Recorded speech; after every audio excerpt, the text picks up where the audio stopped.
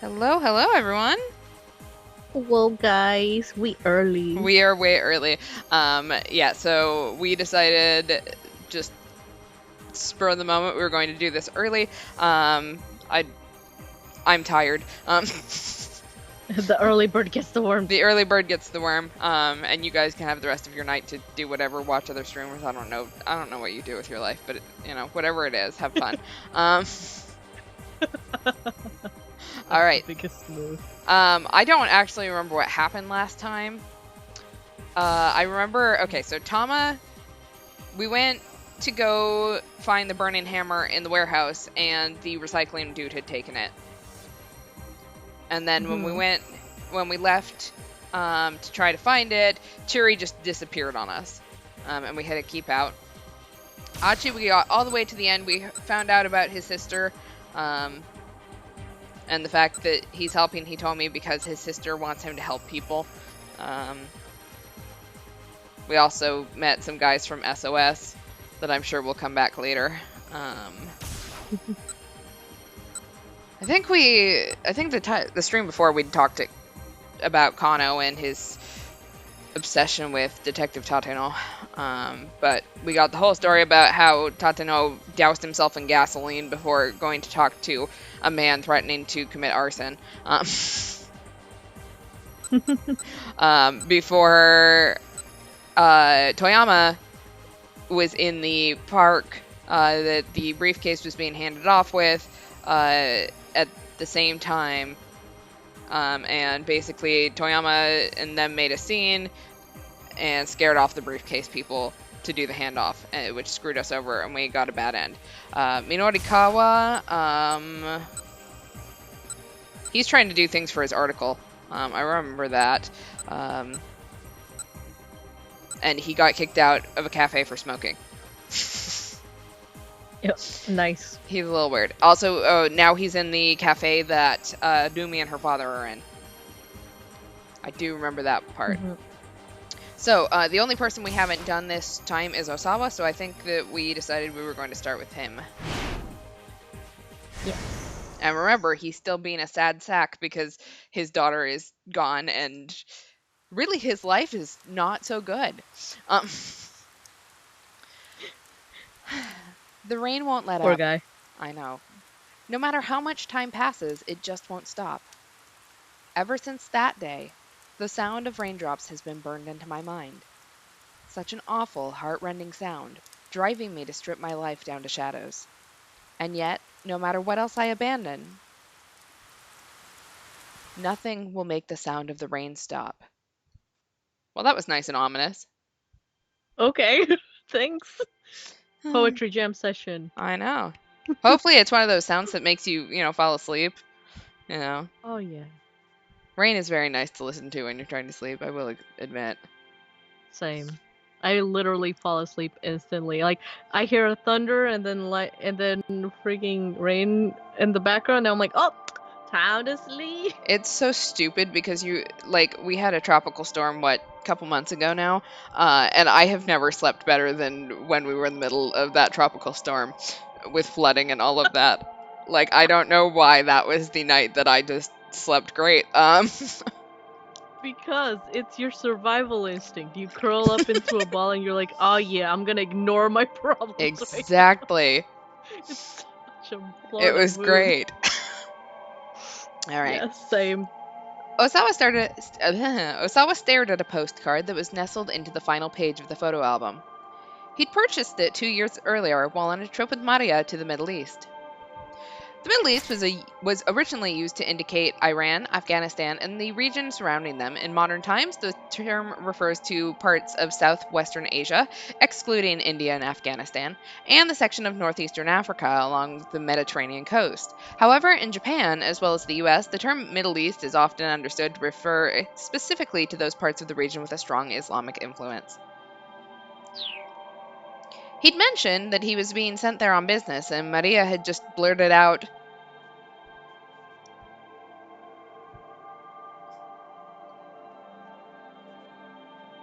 Oh, Maria? Wait. yeah, Is that me or you? that's you. Oh. I want to go with you. She'd recently developed an interest in the Middle East conflict, and apparently she had been yearning to see the area firsthand. The Middle East conflict is the ongoing friction in the Palestine region between the Jewish people who founded the nation of Israel and the Arabs who'd been living there previously. The religious and historical context of this cultural clash is well beyond the scope of what can be elucidated here. His daughter's newfound curiosity had taken him aback. She had always tended to be quiet and self-contained. The clumsy conversations aboard the airplane, the meals eaten together in awkward silence, it all felt like such a distant memory to Osawa now.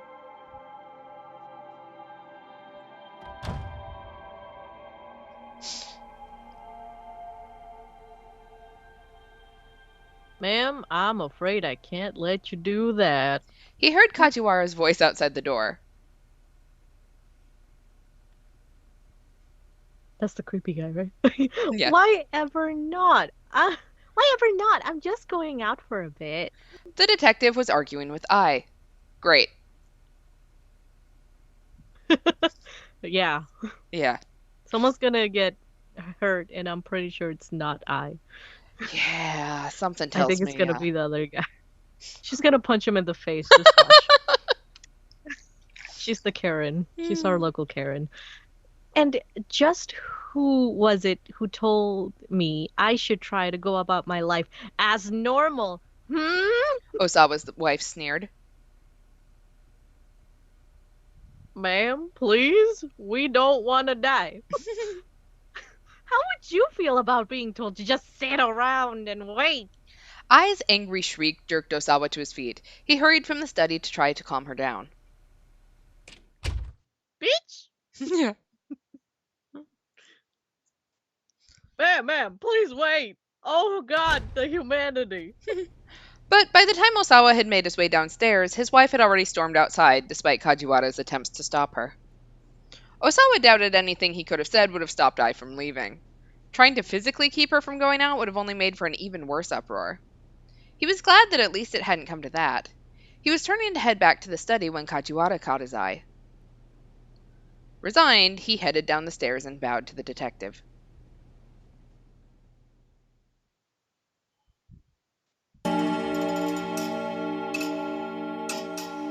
And we are back to the horror backgrounds. It's fine.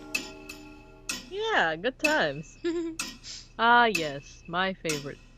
Actually, I really don't like it. It creeps me out. Also, why does he look like he's in timeout? I don't know. Like, he looks like a kindergartner I know. who the teacher put in the corner.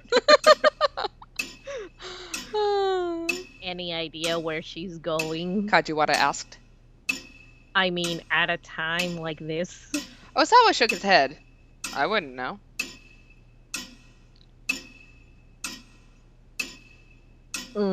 Probably boxing lessons, but that's Yeah. just my hunch. I didn't think so. You know, your wife really is something else. Osawa arched an eyebrow. That's one way to describe her. A rather rude way, as a matter of fact. Well, she's not exactly, you know, the nicest person Yeah. herself. Oh, no offense indeed. It's just that ever since this case started, you've both been holed up in your own respective rooms. The more Kajiwara spoke, the more irritated Osawa became. What's your point? He demanded. Is something going on in your life?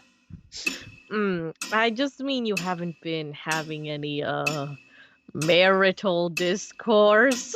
According to one survey, in roughly 6% of households, discourse between spouses is largely non-existent. Various reasons for this were offered by the couples in question. Many claimed that they were too tired to have the energy to talk, or stated, "We wind up fighting when we talk," or "We have nothing to talk about." I can't imagine living with someone that you just don't talk to at all. That's so weird. Like, even for a roommate, that would be weird, let alone someone you're married to. Oh, yeah. Mind your own business, Osawa snapped.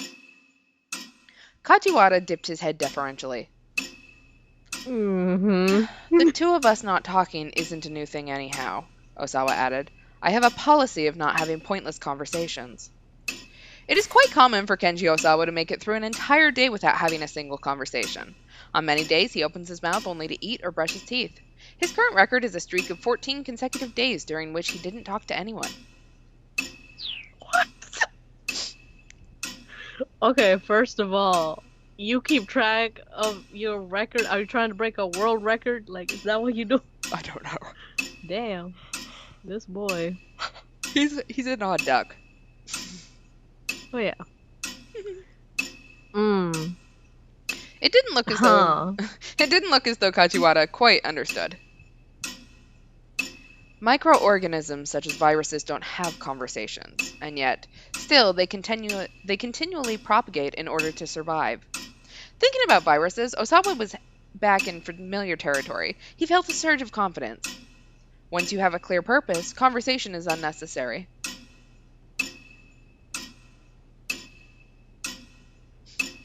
Are you calling me a virus, sir? Oh, indeed. It's just lagging a little bit, but it's fine. Do you have a clear purpose for your relationship with your wife, Mr. Osawa? Because if you ain't gonna tap that, Of course I there do. are others in line. To be a family. Ah, okay, a family, quote unquote. Yeah, I know. Arms crossed, Kajiwara struck a thoughtful pose. Look at me, I am the thinker. I know.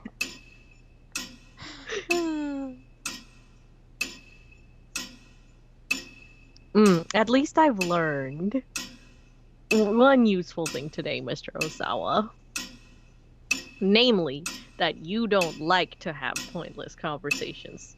So I'm pretty sure this one counts. Yeah, it's a good thing to For you. know. Kajiwara uncrossed his arms for a moment, then crossed them right back again, furrowing his brow.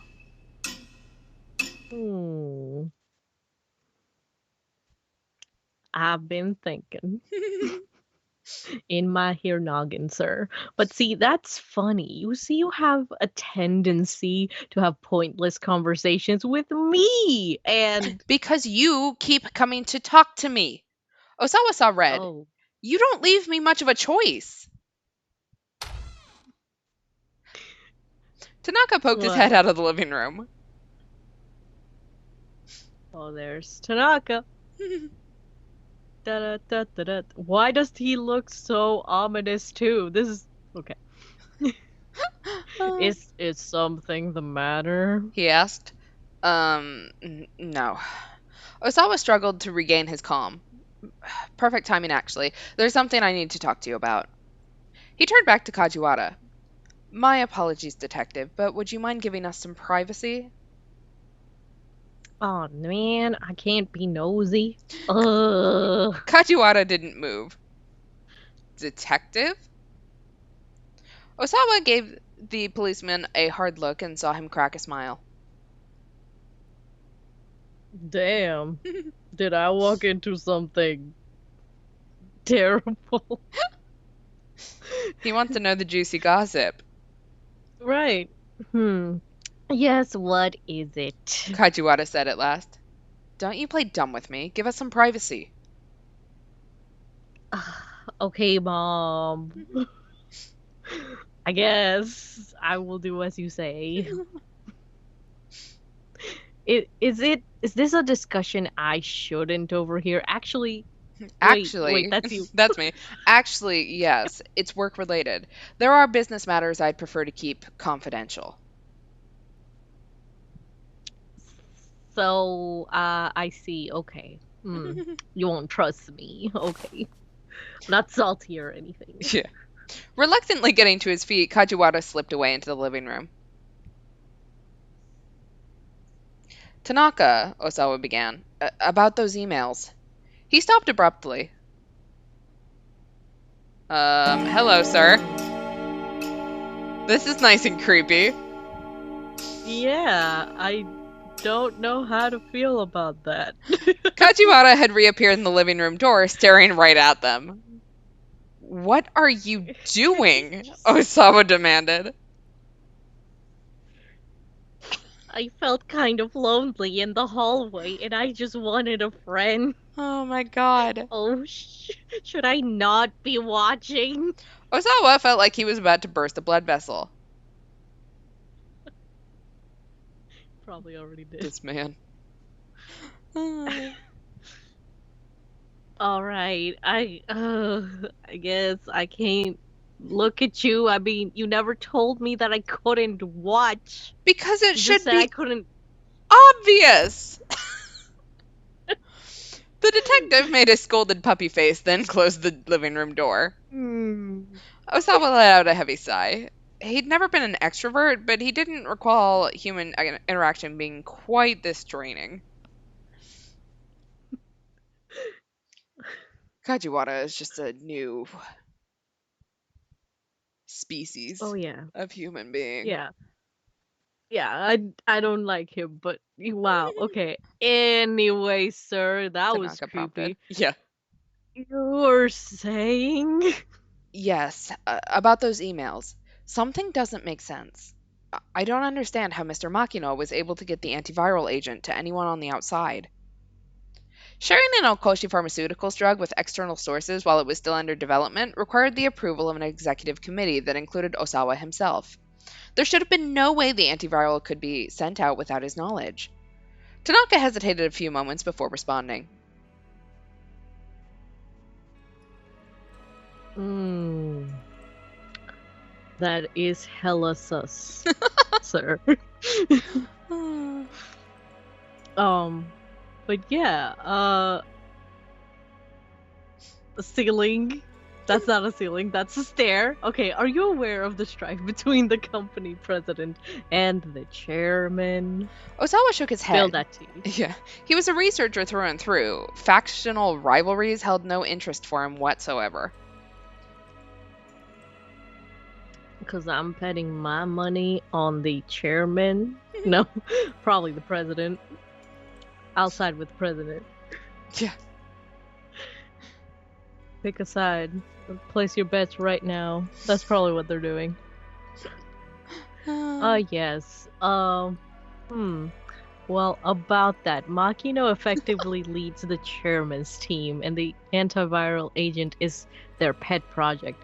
Despite being the executive offer in charge of the project, however, Makino still needs the president's approval to. You know what? Forget about that right now. What do we do about security?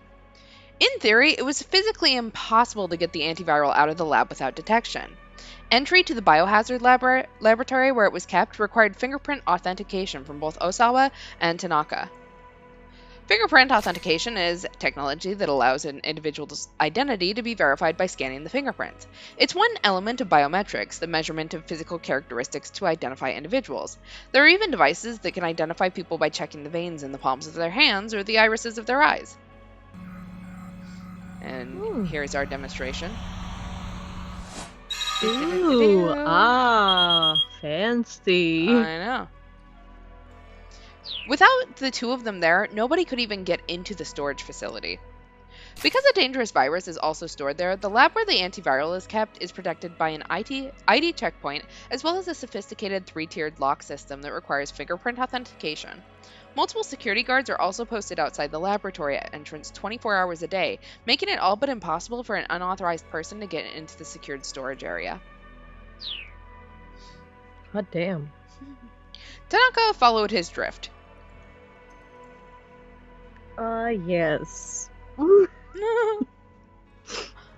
Don't mind me, it's still on the storage facility. Oh no. I'm trying to do it a little faster. My computer's moving a little slow today, so it's probably on my end. Right. Yes, I see what you mean. He inclined his head and thought as Osawa continued. Okay, do we want to... So 3 options. Could someone have overwritten the fingerprint authentication program? Let's check the entry logs for the storage section, or we'll just have to ask Makino in person. So check for tampering, check the logs, or just ask Makino. Okay.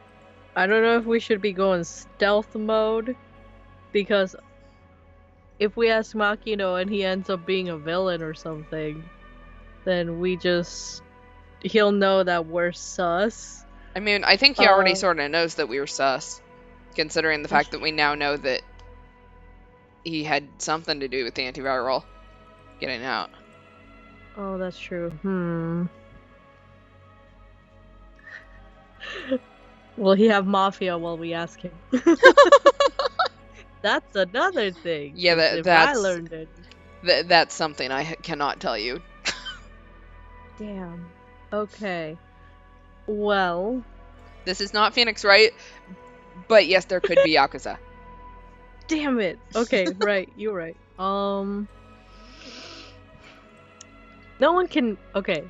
I don't know if this applies for the video game, but nobody can know if you checked a log entry, right? I mean, you can't.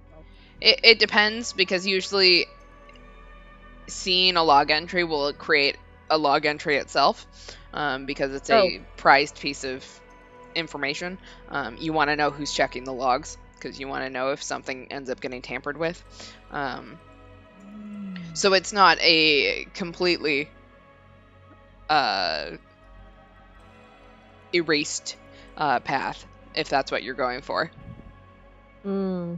Okay, well then, yeah, I'm trying to be very ninja about it. So, okay, let's ask this person if someone could have overwritten the fingerprint program, because that doesn't require us to interact with anything. That is true. Could someone have overwritten the fingerprint authentication program? Maybe whoever was behind the secret trials had reprogrammed the entry criteria while Osawa was overseas. That would allow them to gain access to the storage facility without Osawa being there. But that would only be possible if they had Tanaka's cooperation. Tanaka's eyes widened when Osawa shared his conjecture. Damn, boy.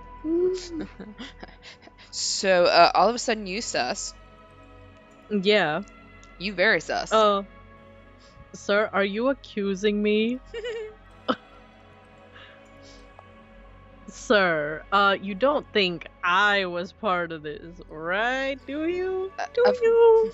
Of course not. I was merely suggesting the possibility. Okay, because if you had thought of that, then I hope my feelings would be hurt. Well then, thank you. At least I'm not sus to you. The possibility, I guess. Yes, it's 0. Making any changes to the system requires consent from the board. Including your own personal approval, sir. But of course, we could just do whatever we want if we wanted. Yeah. Yeah, of course. You're right. I certainly didn't mean to imply anything. Osawa winced apologetically. Oh my god, dude! This is creepy. Sir, get a hobby. Right.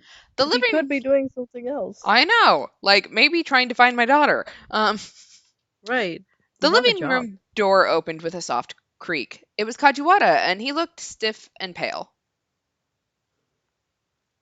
Something terrible has happened. Oh, God. He said. Visions of tragedy flooded Osawa's mind. Also, he was pretty sure that someone was going to die right now. Maria, is she... Kajiwara shook his head. No, it's not that. What is it then?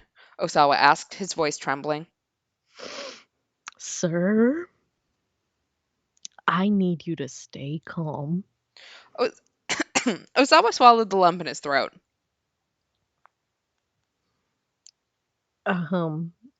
Well, you see, I just saved a lot of money on my car insurance by switching to Geico. The toilet's clogged. Oh my god. I hate this man. Really? That's what you came here to say? The toilet is clogged? Plunger in hand, Osawa stabbed vigorously at the recalcitrant toilet bowl, struggling to loosen the unseen blockage. A plunger is a cleaning or utility implement consisting of a soft hemispherical rubber suction cup attached to the end of a dowel. By pressing the cup over the opening of a drain that has been clogged, one can apply suction pressure to jostle the blockage free. Makes a variety of sounds when used, such as glub, glork, schluck, slurp, schloop, and pop. Oh, wow. This Kaju, is so educational. I know. Kajiwara was at his side, wiping up the floor with a rag. So, don't mind if I say this, but that guy's a piece of shit. Yeah, How did this even happen? the detective groaned. Are you kidding? I was hoping you could tell me that. The hell did you do to my poor toilet? Right. The plunger sucked and slurped at the porcelain basin. This was a first for Osawa, and I didn't read the rest of that. He'd never tried to unclog a toilet before in his life. Ooh, first time for everything, bitch. Oh my god. Wow. Hold on, why was that text orange? Oh, when I went up, Yeah. it means that we've already read it. This is the log. Oh, okay. Oh, okay. I think of it as a blessing in disguise, Mr. Osawa. What the hell are you talking about? What about this constitutes a blessing? Well, this constitutes as a blessing because now he can leave. Yes. It just means that at least this happened before you needed to, do your business. Without the slightest hint of guile on his face, Katuwara picked up his bucket and headed for the sink back in the washing area. Grumbling to himself, Osawa pumped the plunger over and over again. This was almost funny. Almost ridiculous, in fact. His daughter had been kidnapped, and he was stuck unclogging a toilet. He was quite possibly caught up in a major corporate conspiracy, and here he was, unclogging a toilet. Tanaka poked his head into the bathroom. Did you fix it yet? If you need to urinate, then use the restroom on the second floor. Damn. That's alright. Here's fine. Tanaka Wow. stepped in beside him and abruptly shut the bathroom door. We are about to get very much up close and personal. Sir? Sir, this is a Wendy's. Okay. Welcome to Wendy. Now the two men were crammed together in the narrow lavatory. Hey, Osawa hissed. What the hell are you doing? Tanaka made eye contact with Osawa via the mirror. He spoke in a hushed voice.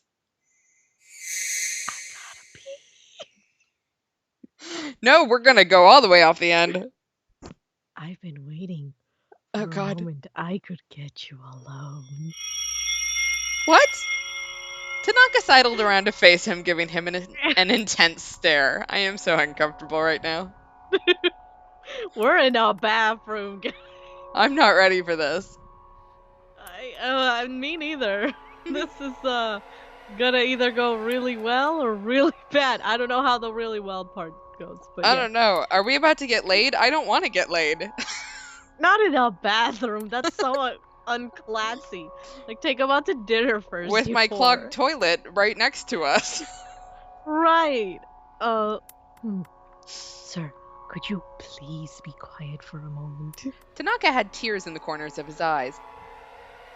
This will take a moment. Osawa could feel the warm breath of his deputy whispering against his cheek. Tanaka reached for something inside his coat. Okay, Do you have a knife? Okay. A, are we going to say, hey, come on, knock it off, and lift the plunger like a weapon? B, shove him out of the bathroom? Or C, just close our eyes and go, okay, do what you want. No, I am not picking C at all. This is too much. You know what? I don't know, because I don't trust nobody right now. This is like the weirdest queer baiting I've ever seen. Right, I'm like, I didn't know this was a ship, but it's happening, so I We are guess. in a loveless marriage, so Tanaka's pretty good looking. yeah, he's not bad. Yeah, it's Uh, pretty good. I'm sure he could give you a happy life. yeah, come on, a bathroom. For our That's first date, that's yeah. not romantic. Come on, man. You gotta work a little Alright, harder. right, so let's use the plunger as a weapon. All right. Hey, come on, knock it off. Osawa lifted the plunger like a weapon. Oops. Quiet. Tanaka chided again, taking out a cell phone. Wanna take a selfie? No! Not in the bath. Well, okay, real talk for us people out there who take selfies. Yeah, bathroom selfies are a thing. Like, bathroom lighting is actually really good. Anyway, here, take a look at this. Huh?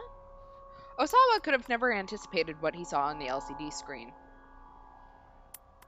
Is it a dick? It probably, I mean, And we're you're in gonna a keep out. bathroom. No! You will never know. Well, we do know where his keep out is, remember? Because I think we saw it with Achi. True. So Keep out of the bathroom, guys. Yeah, really. You don't want that. So we can try to jump, or we can see what's going on with Minorikawa. We can jump. Let's jump. Okay. Nope, that's the Minorikawa one. Jump. There we go, father. Do-do-do-do-do. Wow.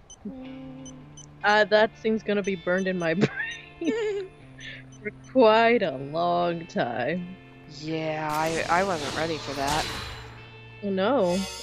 That's the worst first date I've ever been on. I know. Damn. Although I did write a couple getting together in an amusement park bathroom. That's So true. I really can't talk now that I think about it. You're in the club, fam. I'm in the You club. have joined the club. Oh my god. We're crying in the club. So it's okay. Uh, Here, take a look at this. Huh? Osawa could have never anticipated what he saw on the LCD screen. It was an email from Hitomi. Oh, I forgot we sent that. Whoa. Stifling an exclamation, he scanned the contents of the message. There's a man following me. He has a gun, and I think he's trying to kill me. I'm safe for the moment, so try not to worry. The kidnapper warned me, told me not to contact my family or the police. Please keep this email a secret. Wow, Tanaka, you did not keep this email a secret. Yeah, bitch. But didn't Hitomi give the kidnapper the ransom? Osawa said. What could anyone want with her now? Tanaka shook his head, uncertain. He wouldn't know any better than I would, I suppose. Do the police know about this? And if so, why haven't they said anything? He felt himself start to tremble as he searched for answers in Tanaka's silent gaze. Well, sir, I gave my promise to a widow girl that I wouldn't show this to nobody. So, you know, it'd be like that sometimes. Do you think this could be related to that other thing? I doubt it. If it were, why would they go after Hitomi? I suppose you're right, but... Osawa was shaking outright now. Tanaka laid a hand on his shoulder.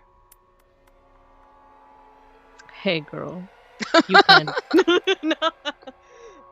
First, just calm down, and let's just think about what we know about the kidnapper. His composure helped Osawa keep himself under control. Well, we know he's a foreigner. I hate this camera angle. Oh, yeah, I don't need to be inside the toilet, but thank you. Who filmed this? I don't know. They've taken Maria.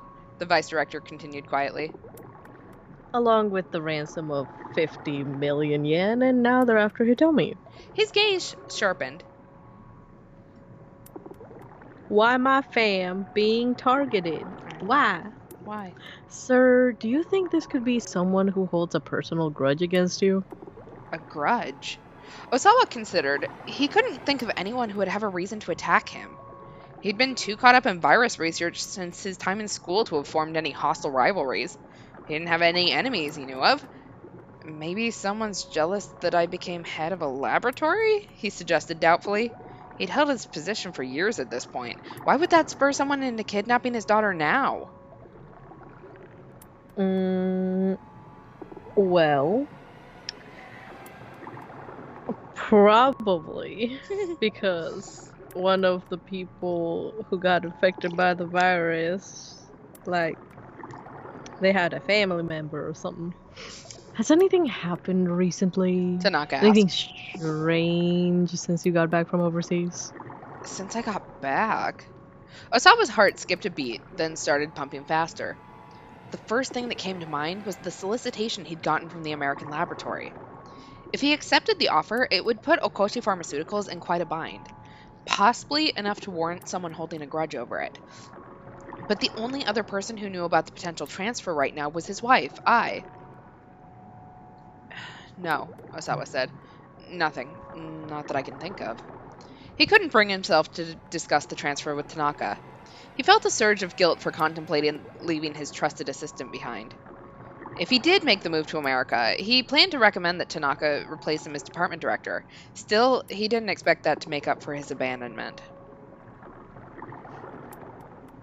Sir, I'm gonna have abandonment issues. It's all your fault. How dare you? Alright, I'll see what information I can find then. Tanaka said. The kidnapper had forbidden any contact with either family or the police.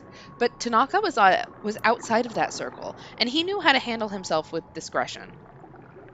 I'm sorry to have put this on you, Osawa said, and thank you.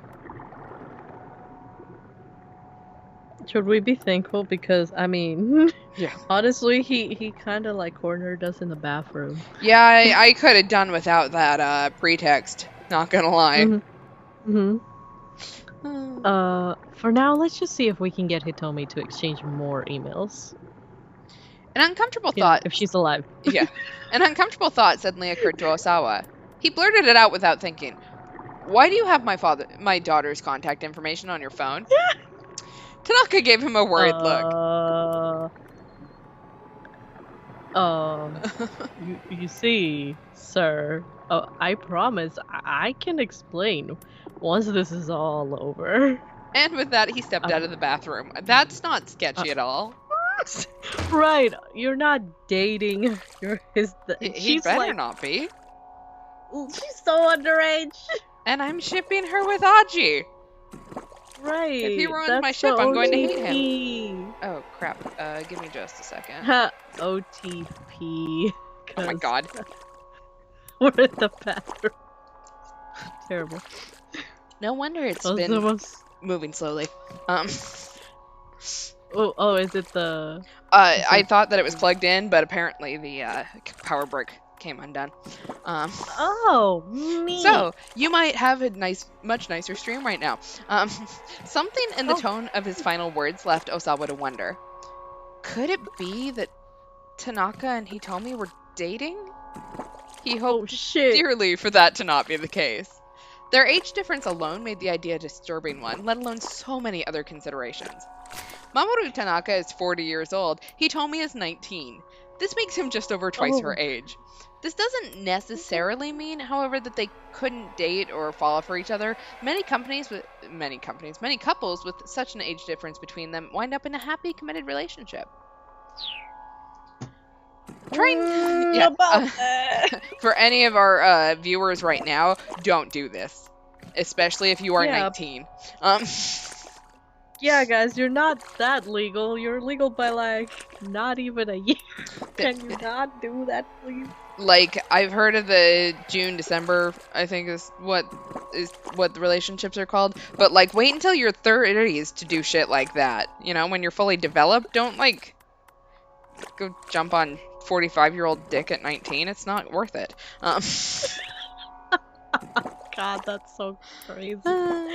Trying to put Not aside his good. paranoia, Osawa resumed his struggle with the clog in the toilet.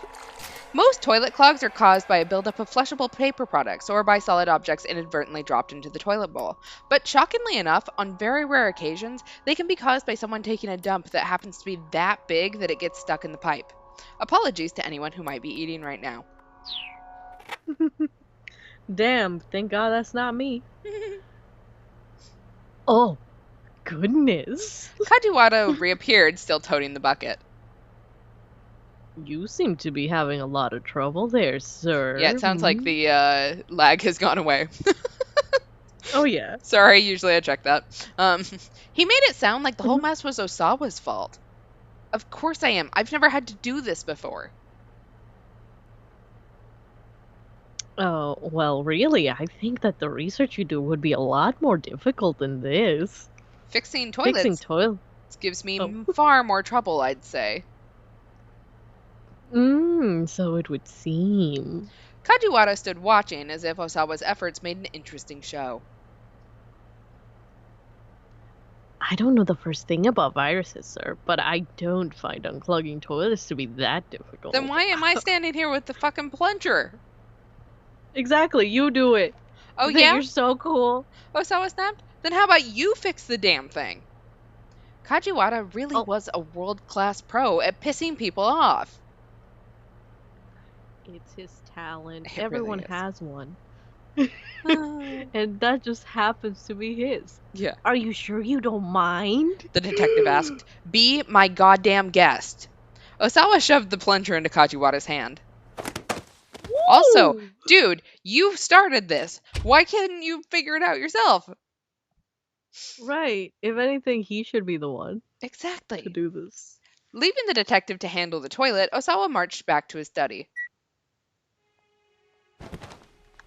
Also, can we talk about why he was excited to unclog the toilet? Yeah, I don't know, man. That's creepy. Maybe he thinks that, there's a piece of evidence that someone tried to flush down or something. I don't know. True. That could be it. He turned on the CD player and lay back on the sofa, squeezing his eyes shut. He was seriously on edge. Kajiwara had totally broken his stride. What now? The door to the study slid slowly open. God damn. It's Detective Kajiwara, sir. Please don't come in here without asking. My apologies, Mr. Osawa. I just wanted to inform you that the toilet has been fixed. Right, fine. Osawa hardly cared. He just wanted this guy to give him a little peace. Can I come in? Oh my, is that really all you have to say, sir? Nary a compliment or encouraging word? Maybe a good job, Kajiwara? Or a you're getting a promotion, detective? Osawa blew out his breath in exasperation. How? How are you a detective? Also, sir, I don't think I give you a promotion. Right. I'm not sure I get your meaning, sir. You are completely clueless. I'd like to ask your superiors to replace you with a detective who knows how to take his job seriously. But I did take it seriously. I unclogged the toilet. Yeah. Mr. Osawa, with all due respect, it's unusual for a precinct detective like me to be stationed here at a victim's home. What's your point? Not to brag, sir, but I happen to be an exceptional detective. Kajiwara beamed with pride. In fact, I made an excellent showing in the Superstar Detective contest we had on the police social media service. An online platform whose primary feature is allowing people to connect with one another. The police-exclusive social media network that Kajiwara belongs to, Poxy, is very strictly regulated, with any abusive language, slander, sexual content, or lame jokes deleted almost immediately. Well, yeah, I would hope so. Yeah. For a moment, Osawa thought the bolt of incredulous anger that shot through him was the onset of a stroke. How could a single person be so utterly infuriating? And you can't tell anyone about this, Kajiwara. Kajiwara went on obliviously. But this summer, a new detective manga is starting up based on me. Planned for serialization in the MPD's monthly PR magazine. The chapter titles have already been decided. Chapter 1, The Fabled Detective Kaji. Chapter 2, Kaji Howls at the Sun. Chapter 3, Kaji Rides the Rails. Chapter 4, Kaji at Daybreak. Chapter 5, Detective Kajak. Chapter 6, Kaji, Queen of the Street. Chapter 7, Look Out, Kaji. Chapter 8, Kaji on the Edge. Chapter 9, Dance, Kaji, Dance. Chapter 10, Space Detective Kaji, and so forth and so on. Osawa. First of all, what the hell? What kind of manga is this? Where does it take place? Well, Chapter 10 sounds like space. Right, that's why I'm so confused.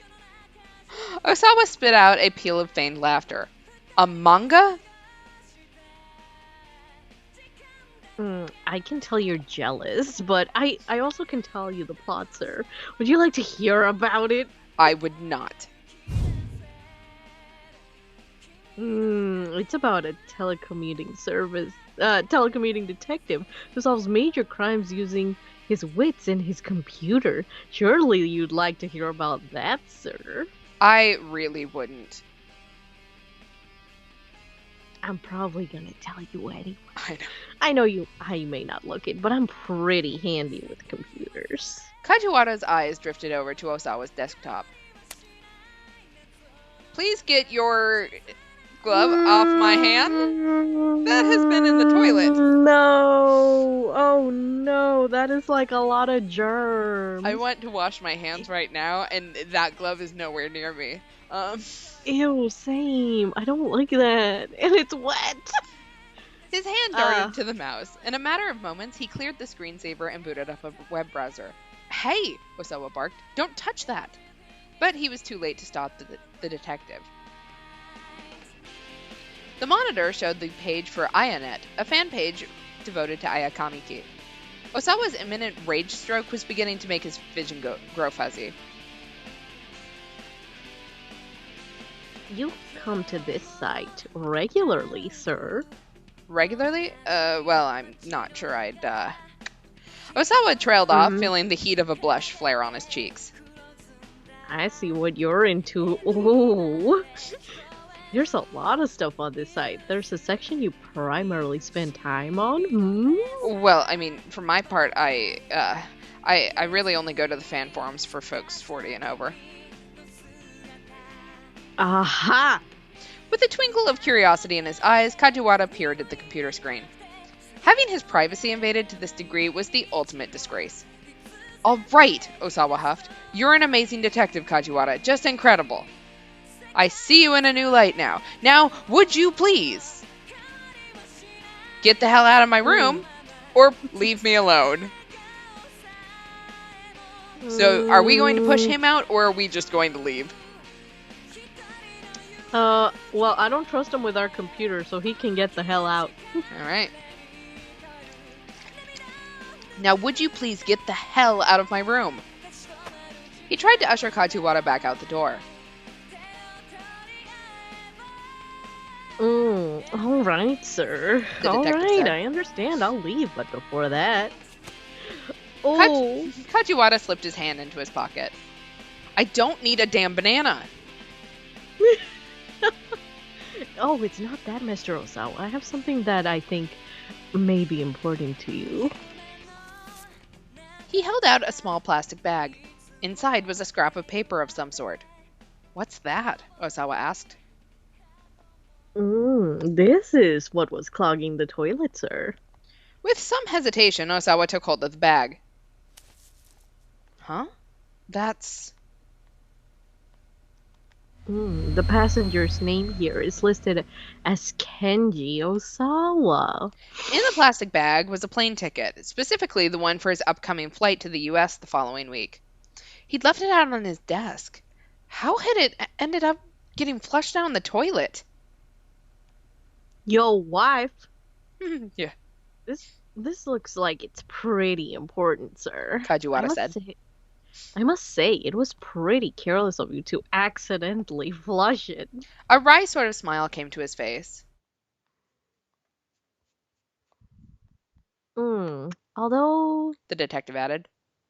I suppose the question of who flushed it is another matter entirely. Osawa was at a loss for words. Someone had tried to flush his plane ticket on purpose. He was sure of it.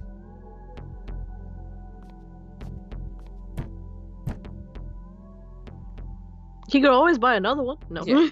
He knocked on the door to Ai's room, but there was no response. It didn't look like she'd gotten back home yet. Osawa let himself in. Honey, I'm home. Yeah. The stinging scent of her perfume pervaded the room, which was decorated all in white. Clothes were strewn all about, as if to put her slovenliness on display. She'd been like this ever since they'd gotten married, and Osawa had long since stopped caring. It must have been Damn. I who'd tried to flush the ticket. He knew she didn't want him going to America, but still, couldn't she have found a better way to get rid of it? Thanks to her, he'd been stuck hunched over the damn toilet fighting with the plunger. Osawa sat down on the bed amidst the brand name clothing. Then he spotted something odd down by his feet. It was a gold cigarette lighter. Just when had I picked up smoking? Osawa picked up the lighter and set it on the shelf next to the bed. He started out of the room, but stopped as he noticed a scrapbook on the shelf. The rest of the shelf was filled with fashion magazines, so the scrapbook definitely drew his eye. Curious, he took it down and opened it. The book was filled with articles and write-ups about the results of Osawa's research and the company's various achievements. Flipping through the pages took him on a trip down memory lane. There was even an old company memo welcoming Tanaka on board as his new vice director. There was a photo of Osawa shaking Tanaka's hand at the party celebrating his new position. It was a little peculiar to think that she'd bothered to keep something so trivial. A series of magazine articles was nestled between the pages further into the book. These hadn't been clipped out for inclusion in the scrapbook itself. Osawa glanced through them.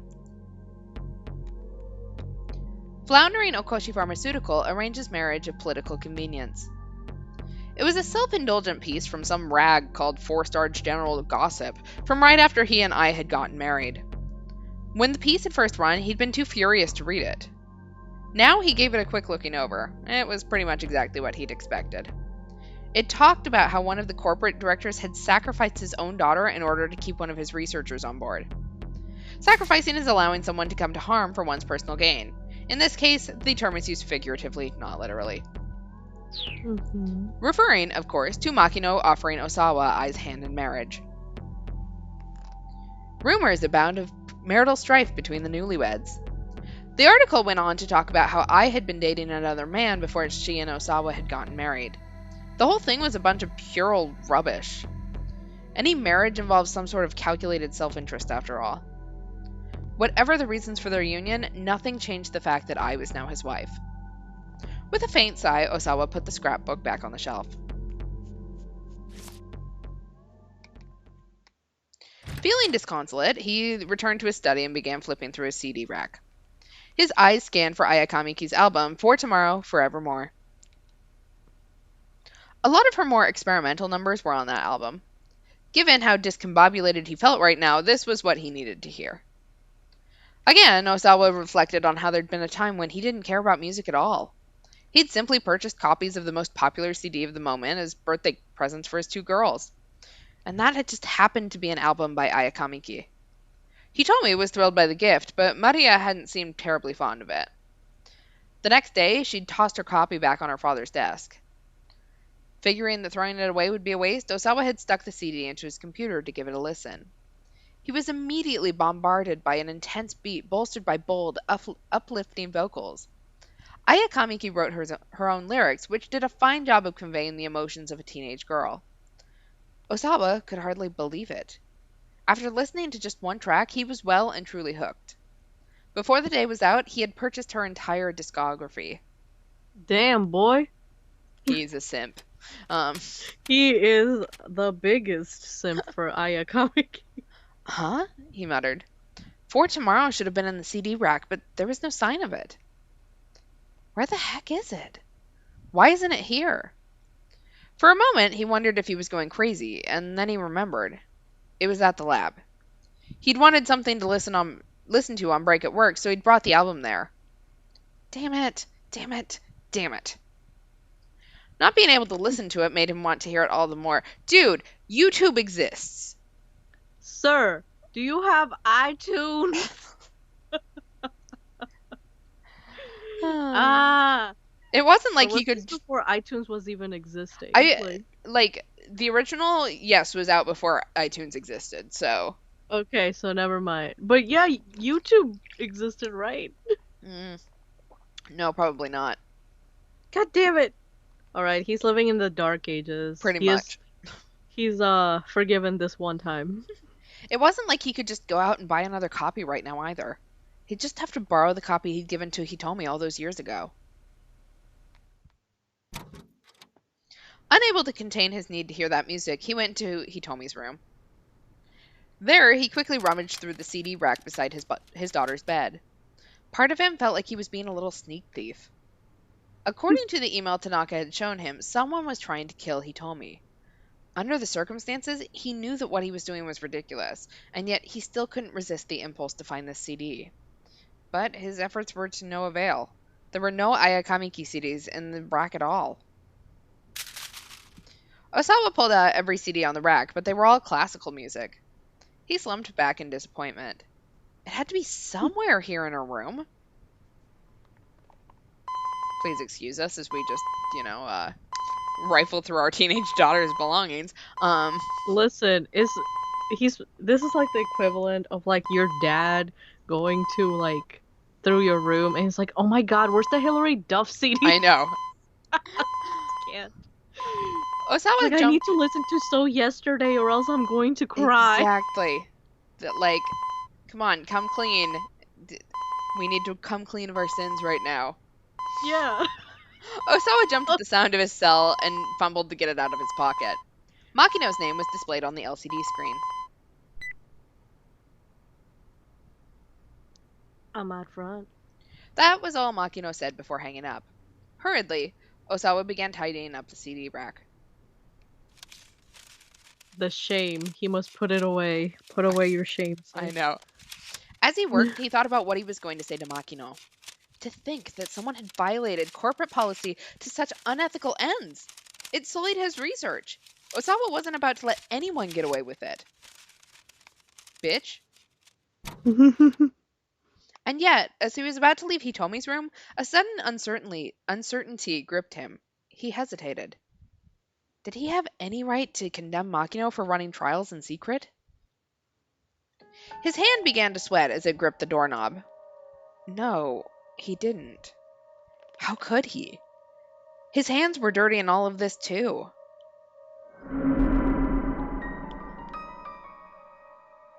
We need to keep this a secret, just between us.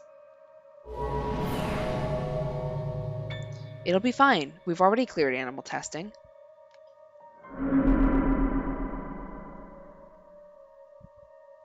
The memories hovered. Osawa himself had already administered the antiviral to someone, hadn't he? Oh, shit.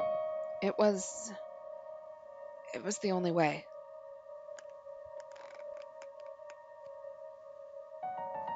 Muttering to nobody in particular, Osawa trudged toward the front door of his house.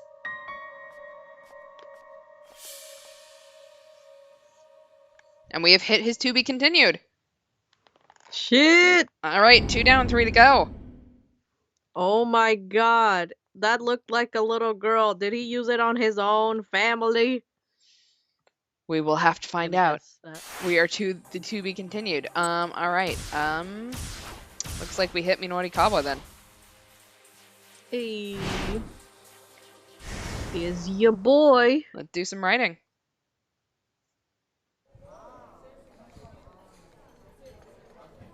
Time passed. Eventually, the pace of his writing slowed down a bit, and Minorikawa glanced at his watch. It was later than he had thought. Pretty soon, he was going to have to head over to an interview from the diet drink people. He reached into his bag for the project proposal to double-check the demo location. Huh? The proposal, it's gone! Crap! Where the heck did it go? He checked all around the table, but he didn't see anything anywhere. Maybe he'd left it in the other cafe, the non-smoking place. Well, he didn't have time to go back for it now.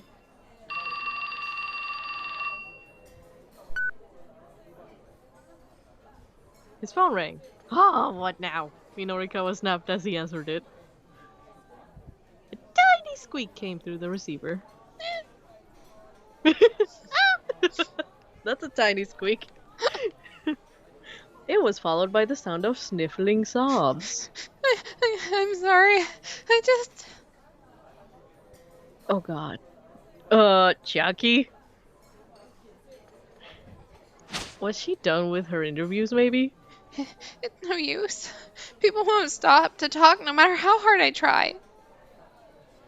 Her voice broke up into further sobs. Look, I've got my own problems to deal with. You're just gonna have to find some other way to manage. But I can't. Not with that attitude. So... Sorry, I'm hanging up now. And so he did. Poor Chiaki, damn. I know. Keep going through it. Oh my god, is that a Pokeball? No. Yeah. On his bag. I don't know Looks what like it's one. supposed... Like, I think that's too modern to be a Pokemon reference, but I might be wrong. True. He had to go hurry to get to the demo venue and become a Pokemon master. But he'd lost the map and forgotten the location. Think, man, he told himself. Where would they hold an event like this? Probably someplace big, right? There ought to be a guide or someone out front, too. Boy, you're gonna be very upset. Yeah. With these assumptions in mind, Minorikawa broke into a run and searching ahead as he went. Aw yeah. He stopped when he caught the sight of a particular multi-tenant office building. A whole stream of women were filling inside. All of them looked a little heavy too. Pay dirt. This had to what? Pay dirt. Okay, sure. This had to be the health food company's sales demo. He hurried to the building. Or, you know, it could just be a gathering of a It's book free club. mammogram days. Like, how are we supposed to know? Yeah, right? Well, we're queued up down the hallway. Hey, girls! This was definitely a place then. More confident by the moment, Minorikawa made his way up the stairs. Finally, he reached up to the front of the line. So you cutting in front of people. That's rude. There was a notice posted outside the door ahead. Minorikawa read it out loud. Auditions for the starring role in Sun TV's Sumo Queen 2. Sumo Queen 2 is a suspense drama about a string of murders that crop up while a group of female sumo wrestlers tour the country. The Maegashira, Komusubi, Sekiwake, and Ozeki, the 5th through 2nd place wrestlers from both East and West, are all killed in sequence, leaving only the 2 top-ranked Yokozuna. With the real killer still unknown, things come to a heated climax in the ring during the final match, when the loser tearfully confesses to her crimes. It concludes with the victorious wrestler, who'd also been playing the part of the detective, sorrowfully looking the culprit in the eye and stating, "It's off to the big house with you."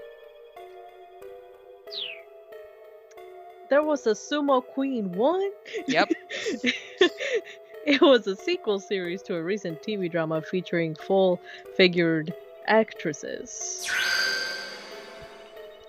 That's it! Minorikawa exclaimed, a new project proposal springing fully formed into his mind. Okay. He felt as if right. One man's trash is another man's... No. Yeah. He felt as if he'd been struck by a bolt of divine inspiration. Big bodies, bigger names. Thick. A new arena opens for aspiring plus-sized actresses. Never mind the diet drink demo, this was going to be Minorikawa's big story.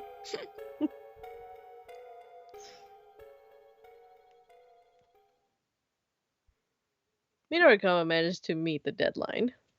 Yay, we didn't die this time. The show, however, wound up being a massive flop. Sales of the issue of Four-Star General Gossip were likewise lackluster, with a unprecedented number of copies going unsold. Yeah. Big oof. Oh no! Yeah. Mr. Toyama's debts continued to spiral out of control, and before long, Heaven Publishing was no more frickety frack. Not again! Why do you keep dying, bitch? Why?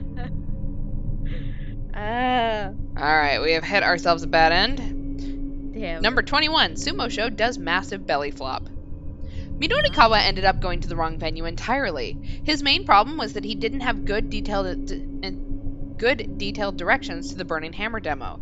Tama can do something at 12:15 that causes Chiri to head to that cafe, and Chiri can help Minorikawa get to where he needs to go. Okay. So, shall we fix it with Tama since... Yeah, let's do that. Alright, so 12:15. Hot damn. So I think last time we had Cherry Search with us. Yeah. So this time we're going to say we should split up. We should split up. Cherry and I go our separate ways, searching for a truck full of junk.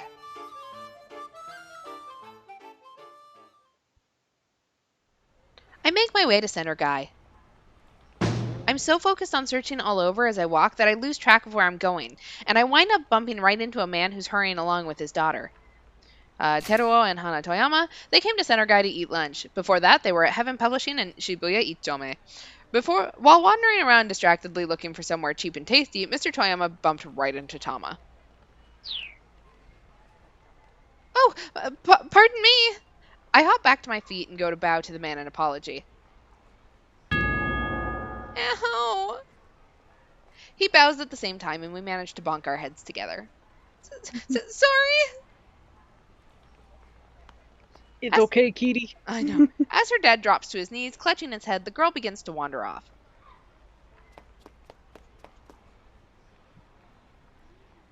Oh, whoa, hey, hang on, wait! The man lurches to his feet and rushes after the girl. She seems like an odd kind, only 10 or so, but strangely cold and distant for her age. I mean, her dad's a coward, so... You know. Yeah, you can say that again. Nursing my own sore head, I make it all the way to Shibuya Station, but there's no sign of the truck. I'll probably never find it just by wandering around randomly. It's already 12:35. The sales demo starts in 25 minutes. I have serious doubts I'll be able to find the truck by then. What should I do? Cry. Cry me a river. Yeah, and we have hit the keep out again. Ooh. Okay. Okay, but that changes Minorikawa. At 12:15.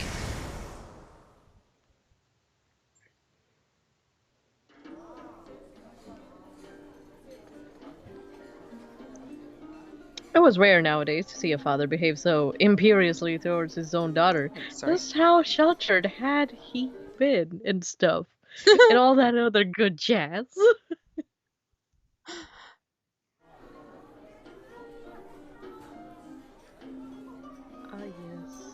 Wait, are we supposed to be nosy this time? I don't know. Minorikawa couldn't see her face from here. He was sitting, but his interest was piqued. I mean... Yeah, let's go closer. Let's be dumb. I mean... What are they gonna do? Yeah, exactly. Yeah, what are they gonna do? We're just a random person. They don't know us. They don't know our life. They don't know us like that. Exactly. Should he move to another seat where he could take a look? Gathering up his laptop, Minorikawa switched to a different table. I don't care if I'm making a scene. The older man was saying. I'm not leaving until I see you cut ties with that boy. Do you understand? I understand that you're never happy unless you get your way. You're acting like a spoiled child. Don't you talk back to me. You don't understand your own situation. You're letting your emotions cloud your judgment without putting any thought into your future. No, Dad, you're the one who doesn't understand. But Daddy, I love him. Exactly. Oh, damn. The father-daughter argument was getting more and more juicy. I mean, heated. Yeah, the dad was clearly furious. Minakawa shifted closer, curious to see what might happen next. Ah! Then he saw the daughter's face and gasped out loud. Oh! I know you! Oh, hey, I know you. Wait, you're on TV, right? Wow, we're stupid.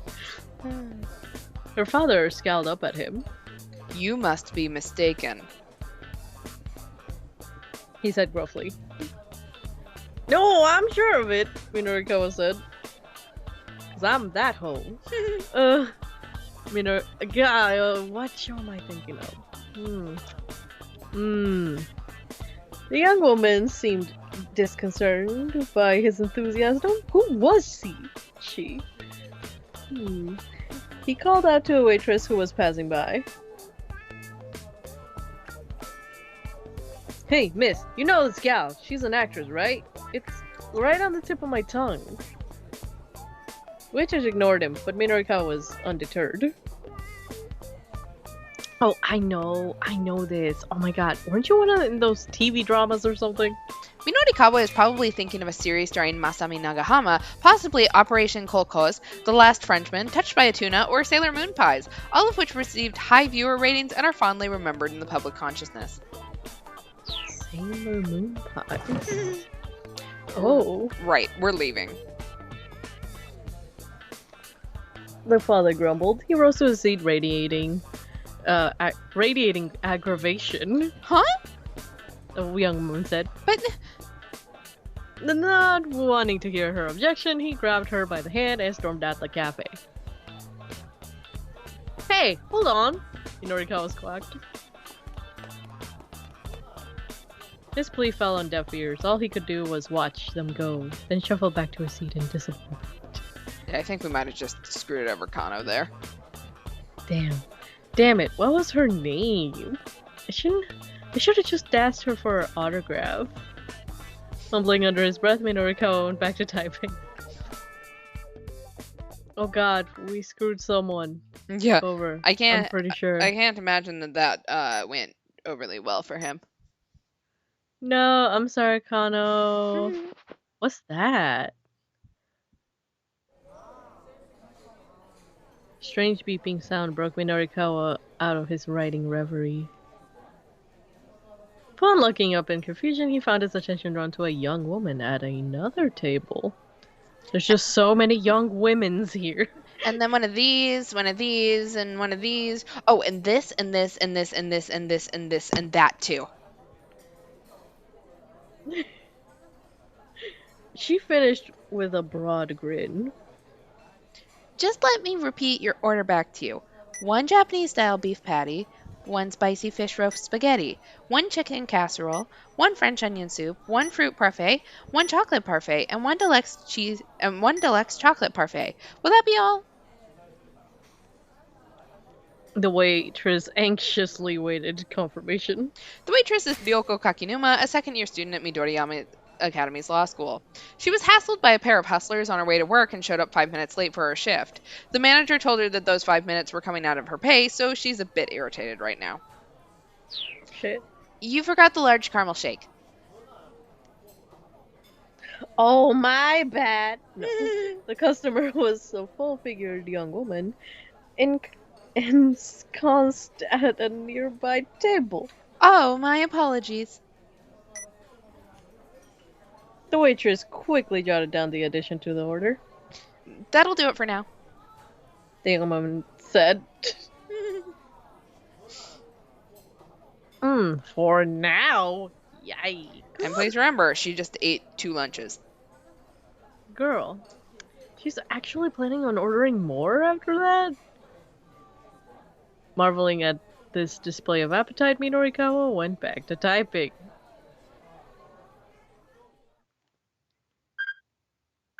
I could not finish any of that by I myself. know. I would need help from people. I don't do I that. think Cheery is secretly a vacuum cleaner. Yeah, I believe it. She's a black hole in her stomach. Yeah. It's the missing link. Now what? You heard the strange beeping sound again, subtly different from the first time. And this time it was closer. Seriously, what the heck is that? All right. A Tamagotchi. Do we want to investigate, or do we just want to focus on our article? Hmm. I Wait, did we do this last time? I think we just ignored it and focused on our article. Yeah. I mean, we seem to be on the right track. So we can focus on the article because I don't think the beeping sound is that important for him. All right. Specifically. Well, never mind. I need to focus on finishing this article. Because we already lost time accusing people of being actresses. Yeah. Minorikawa immersed himself in his writing again. Before long, he stopped worrying about the curious sound.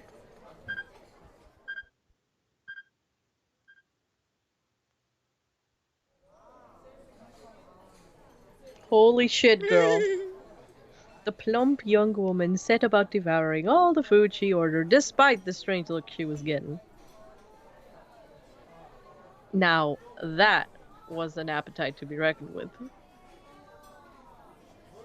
It took her under 3 minutes to polish off the... Wait, that is impossible. I'm sorry. 3 minutes? We sure about that? Okay. Then looking not the least bit sated, she picked up the menu right back up. Oh my god. Was she seriously going to order more? Minorika was starting to take an interest in this young lady. Oh, I like me some thick girls. There might be a story here. She could go on one of those, like, all-you-can-eat contests and, like, win. Seriously, she'd be great. Oh, yeah. Hot dog eating contest? Right! Right, she would totally win that. Or ribs. Or yeah, chicken wings. One of those? Yes. He conjured up a series of headlines in his mind. Woman inhales 300,000 calories in 3 minutes. This is the equivalent of 100 pieces of shortcake, 300 glasses of milk, or enough steak and rice to feed about 30 people. Oh, shit. She ate for 30 people. No, he needed something much more with a punch. Food for thought. An expose on obesity. No, that was no good. He wasn't writing for a fashion mag here. A gourmet day in Shibuya. That's it! He'd been able to whip something up if he went with the foodie angle. Minorikawa got up from his seat.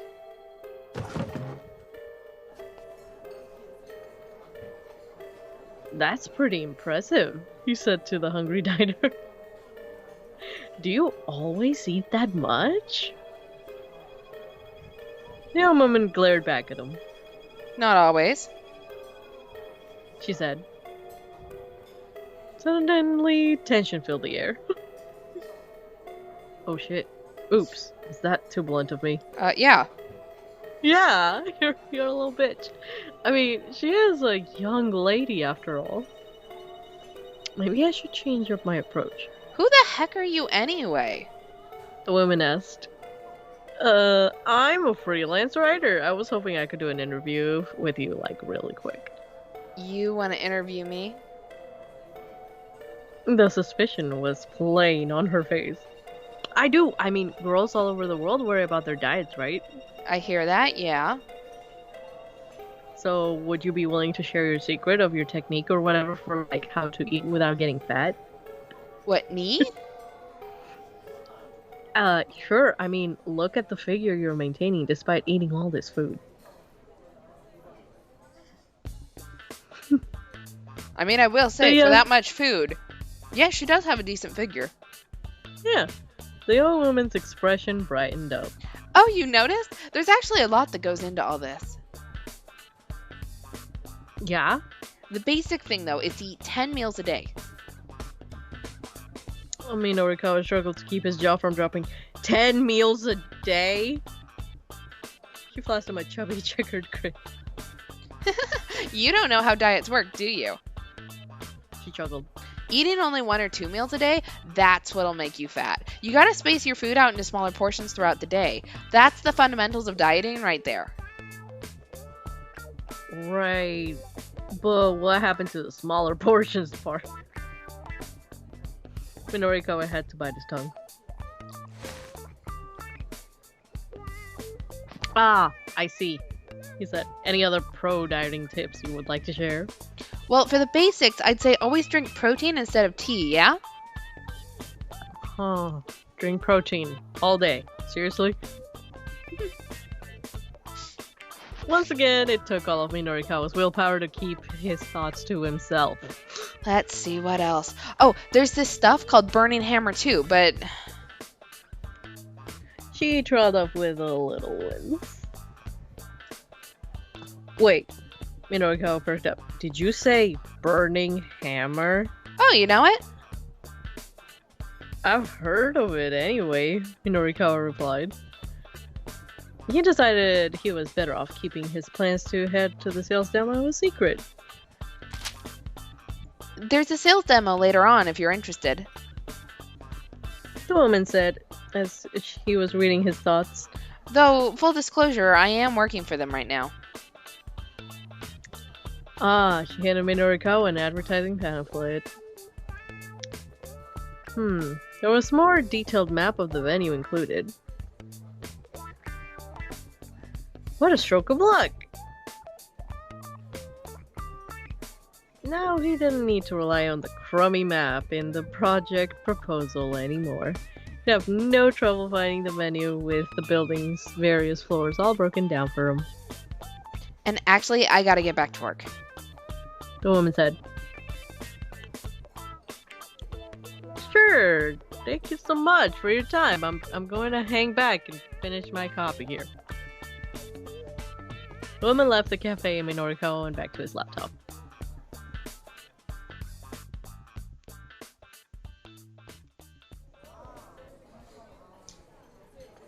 He'd gotten new info on the Burning Hammer sales demo, but he'd also lost more time.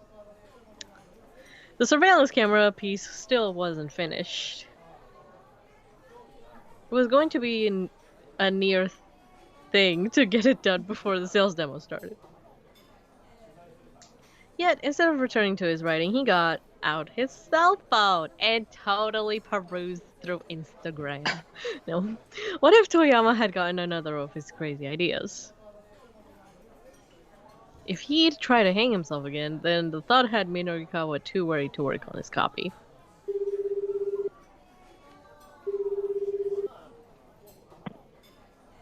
The phone rang several times before someone picked up.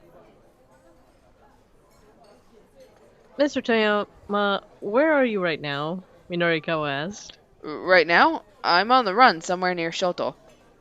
Shoto is an upscale residential district. Despite being smack dab in the middle of the city, it's a quiet neighborhood, rife with greenery. The residence of the former governor of Tokyo is built on a massive 2,200 square meter plot of land. There's a shady hotel district a short walk to the south, making for quite the juxtaposition. Oh no. Is it a love hotel? It's an entire district, so there's more than one hotel. Oh, well, you're right. Toyama was speaking in an oddly hushed tone, though I will say the Hello Kitty one was pretty cute. Anyway, Shoto. After you left the office, some guys came by to collect all my debts, so I made a run for it. Oof. F in the chat, fam. Yeah, really. Okay, so he wasn't dead, but the situation was still pretty bad. Look, we'll get you through this somehow, Norikawa said, hoping it was true. Alright, stay where you are right now, or you need to get back to the office as soon as possible.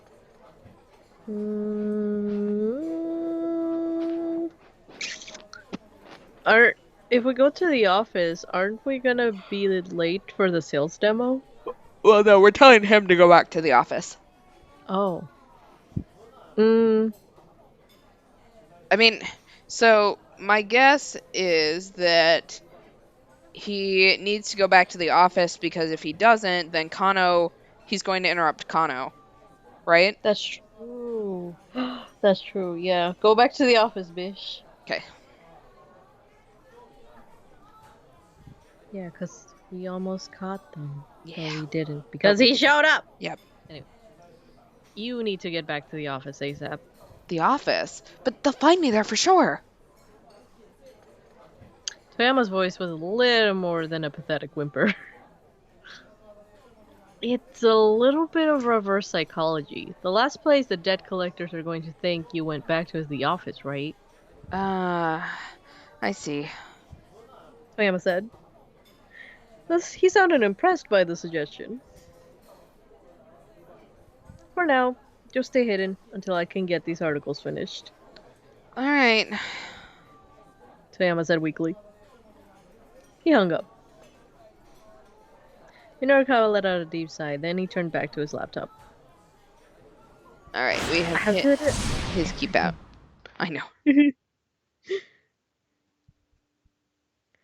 Keep out! Alright, I think we should probably call it here for tonight. Yeah, I wanted to get all the way through, but I don't think that I'm going to, make it. make it, yeah. Alright, so next stream is tomorrow. Lemur will be back. I'm not entirely sure whether we'll be back on 428 and she'll join us, or whether we will jump on Ace Attorney. We'll find out. That's an offline conversation to have with the three of us, but you will most likely see us tomorrow. And just as a reminder, we are taking Thursday off so that we give you guys New Year's Eve to celebrate, and we can celebrate. Yeah, let us have our time. I'm pretty sure last year I streamed through New Year's Eve. Did. Oh, I'm like 95% sure I did. I'd have to ask Lemur, but I'm pretty sure that I did. That's a party. I mean, yeah. Anyway, so yeah, we will see you guys tomorrow, and then that'll be the last stream for this week, and we will be back on a more normal schedule the week after. So have a good night. In the new year. In the new year, yeah. We will see you guys in the new year, and yeah, have a good night, everyone. See you tomorrow. Bye. Bye, bitches. We love you. We love-